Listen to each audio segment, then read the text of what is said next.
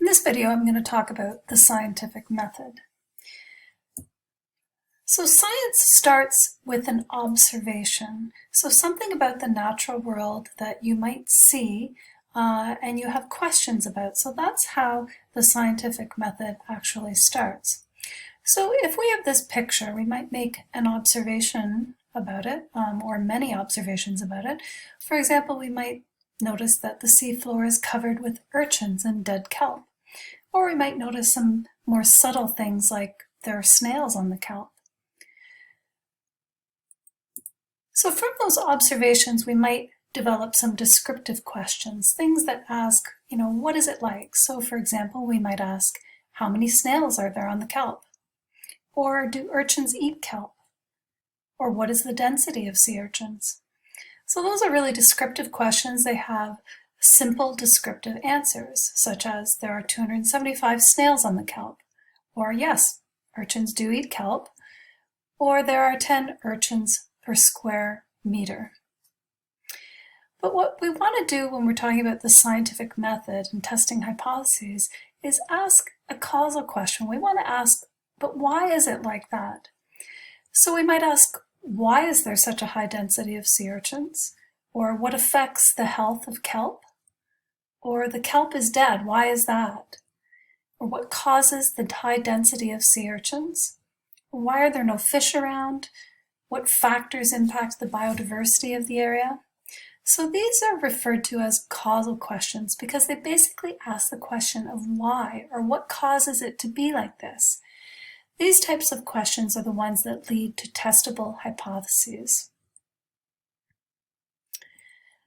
So when we're thinking of causal questions, these questions seek to explain observations and patterns that we view. They lead to several plausible, testable hypotheses based on prior knowledge and rationale. And they often start with why or what causes, what affects, what impacts, what factors contribute to this particular situation. There can be any number of hypotheses coming from a single causal question, and they're not always great hypotheses, and some are better than others, but hypotheses provide an answer to the causal question. There can be several of them, and some are more credible than others, but good hypotheses are based on solid background knowledge and a really good rationale. So in this particular picture, the picture that we're looking at and observing, we might ask the causal question, why is there such a high density of urchins? There's lots of other causal questions we could ask, but we're going to go with this as an example. And we could come up with a lot of different hypotheses to answer this question, as long as it's testable. Any hypothesis is fine, but we're going to go with the hypothesis here that the absence of predators leads to an increase in urchin density. So once we have our causal question, we have a hypothesis that provides a plausible answer to that causal question, we then want to determine a test for the hypothesis. So the hypothesis testing involves collecting information or data and interpreting those results. So testing hypotheses can involve observational studies, can involve experiments of meta-analysis and mathematical modeling. There can be lots of different ways that we set about to test these hypotheses.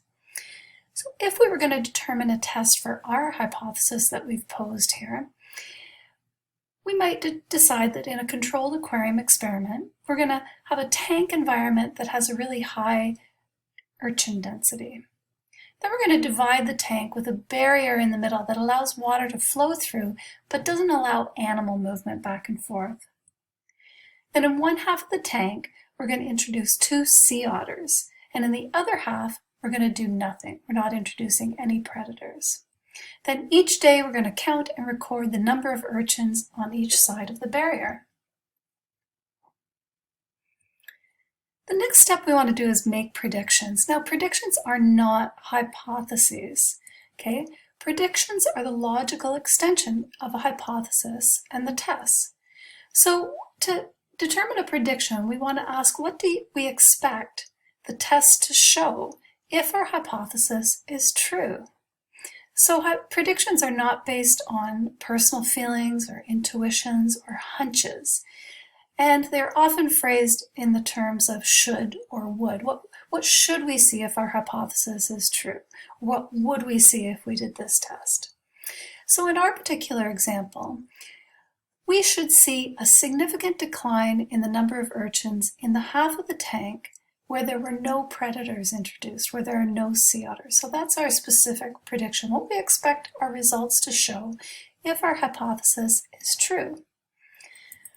So the next step we do is we collect data and we compare the results with our prediction.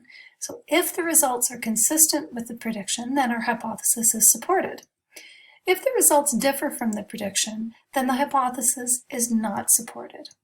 So in our particular scenario, after 2 months, the number of urchins, we've collected and recorded all of this data, and we compile the data and the results, and we see that after 2 months, the number of urchins in the presence of sea otters is 32, but compared to the other side where there was no sea otters, that number of urchins in that half of the tank is 176. So remember we said if our hypothesis is true, we predicted a significant decline in the number of urchins in the half of the tank that had sea otters introduced. And in our case, the results of our test are consistent with our prediction. So therefore, our hypothesis that the absence of predators leads to an increase in urchin density is supported. So let's look at a quick schematic of the scientific method. So the first thing we do is we make these observations.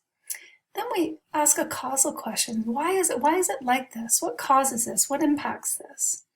We generate testable hypotheses. There can be more than one, but it should be based on prior knowledge and have some kind of rationale behind it that makes sense. Then we figure out a test. How are we going to test the hypothesis? We want to make sure that results from the test are going to allow us to determine whether or not the hypothesis is supported or not. Then we can determine the predictions based on what we think what the outcome should be if our hypothesis is true. We then collect and analyze the data, and we compare the results with our prediction. If the results match our prediction, then the hypothesis is supported. But if they don't match the prediction, then the hypothesis is not supported. And then we often have a concluding statement simply stating whether or not the results supported or did not support our hypothesis. So we often implement the scientific method with a scientific statement. So we may have a causal question of why is it like that? And we develop a hypothesis from that causal question. And we can say that if my hypothesis is true, and I did a particular test, I collect experimental or observational data or do some other type of test, then I should see some particular result, and that's our prediction. And then we decide whether we do or we don't see that result, and then we can conclude that the hypothesis is or is not supported, and that's our concluding statement. So that's a very brief introduction and overview of the scientific method.